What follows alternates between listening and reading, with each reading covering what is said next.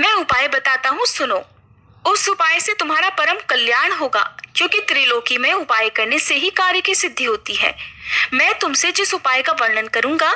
वह संपूर्ण अभीष्ट सिद्धि का बीज रूप परम मंगलदायक और मन को हर्ष प्रदान करने वाला है। देवी, तुम श्री हरि की आराधना करके व्रत आरंभ करो। 1 वर्ष तक तुम्हें इस व्रत का पालन करना होगा। इस व्रत का नाम पुण्यक है। यह महाकठोर बीज कल्पतरु के समान अभीष्ट सिद्ध करने वाला उत्कृष्ट सुखदायक पुण्यदाता सार रूप और समस्त संपत्तियों को देने वाला है। प्रिय, जैसे नदियों में गंगा, देवताओं में श्री हरि, वैष्णवों में शिव, देवियों में तुम, वर्णों में ब्राह्मण, तीर्थों में पुष्कर, पुष्पों में पारिजात, पत्रों में तुलसी दल, पुण्य प्रदान करने वालों में एकादशी तिथि, वारों में पुण्यप्रद रविवार, मासों में मार्गशीर्ष, ऋतुओं में वसंत, वत्सरों में संवत्सर, युगों में कृतयुग,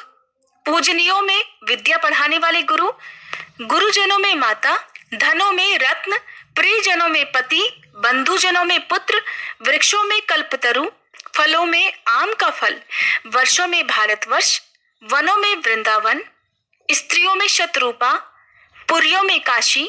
तेजस्वियों में सूर्य, सुखदाताओं में चंद्रमा, रूपवानों में कामदेव, शास्त्रों में वेद, सिद्धों में कपिल मुनि, बानरों में हनुमान,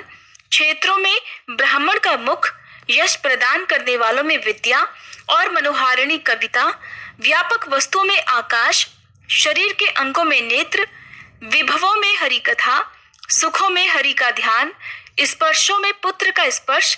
हिंसकों में दुष्ट, पापों में झूठ बोलना, तपस्वियों में ब्रह्मा, भक्ष्य वस्तुओं में अमृत, अन्नों में धान, पवित्र करने वालों में जल, शुद्ध पदार्थों में अग्नि, तेजस वस्तुओं में स्वर्ण, मीठे पदार्थों में प्रिय भाषण, पक्षियों में गरुड़, हाथियों में देवराज इंद्र का वाहन ऐरावत, योगियों में कुमार अर्थात सनत कुमार आदि, देवर्षियों में नारद, गंधर्वों में चित्ररथ, बुद्धिमानों में बृहस्पति, श्रेष्ठ कवियों में शुक्राचार्य जी, काव्यों में पुराण, सोतों में समुद्र, क्षमाशीलों में पृथ्वी, लाभों में मुक्ति, संपत्तियों में हरि भक्ति, पवित्रों में वैष्णव, वर्णों में ओंकार, मंत्रों में विष्णु मंत्र, बीजों में प्रकृति, विद्वानों में वाणी, छंदों में गायत्री छंद, यक्षों में कुबेर, सर्पों में वासुकी नाग, पर्वतों में तुम्हारे पिता हिमवान, गौओं में सुरभि, वेदों में सामवेद, तृणों में कुश, सुख प्रदों में लक्ष्मी जी, शीघ्रगामियों में अर्थात सबसे तेज चलने वालों में मन, अक्षरों में अकार, हितैषियों में पिता, यंत्रों में शालिग्राम शिला, पशु अस्थियों में विष्णु पुंजर, चौपायों में सिंह, जीवधारियों में मनुष्य, इंद्रियों में मन, रोगों में मंदाग्नि, अदिति पुत्रों में इंद्र, दैत्यों में बलि, साधुओं में प्रहलाद, दानियों में दधीची, अस्त्रों में ब्रह्मास्त्र, चक्रों में सुदर्शन चक्र, मनुष्यों में राजा रामचंद्र और धनुर्धारियों में लक्ष्मण जी श्रेष्ठ हैं। और जैसे श्री कृष्ण सर्वाधार, समस्त जीवों द्वारा पूजनीय, सबके बीज स्वरूप, सब कुछ देने वाले और सभी वस्तुओं के सार रूप हैं, उसी प्रकार यह पुण्यक व्रत संपूर्ण व्रतों में श्रेष्ठ है। इसलिए हे महाभागे, तुम इस व्रत का अनुष्ठान करो। ये तीनों लोकों में अत्यंत दुर्लभ है।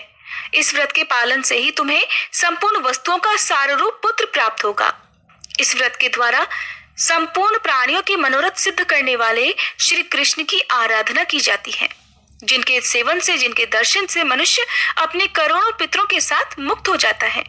जो मनुष्य विष्णु मंत्र ग्रहण करके श्री हरि की सेवा करता है, वह भारतवर्ष में अपने जन्म धारण को सफल कर देता है। वह अपने पूर्वजों का उद्धार करके निश्चय ही वैकुंठ लोक में जाता है और श्री कृष्ण का पार्षद होकर सुखपूर्वक आनंद का उपभोग करता है। वह भक्त अपने भाई, बंधु बांधव, भृत्य, संगी, साथी और अपनी पत्नी का उद्धार करके श्री हरि के परम पद को प्राप्त हो जाता है। इसलिए हे गिरिजे, तुम भी इस परम दुर्लभ विष्णु मंत्र को ग्रहण करो और उस व्रत काल में इसी मंत्र का जप करो, क्योंकि यह पितरों की मुक्ति का कारण है। ऐसा कहकर भगवान शंकर गिरिजा जी के साथ तुरंत ही गंगा तट पर गए और उन्होंने प्रसन्नता पूर्वक कवच और स्तोत्र सहित मनोहर विष्णु मंत्र पार्वती जी को सुनाया। फिर उन्होंने पार्वती जी से पूजा की विधि और नियमों का भी वर्णन किया। हरे कृष्णा।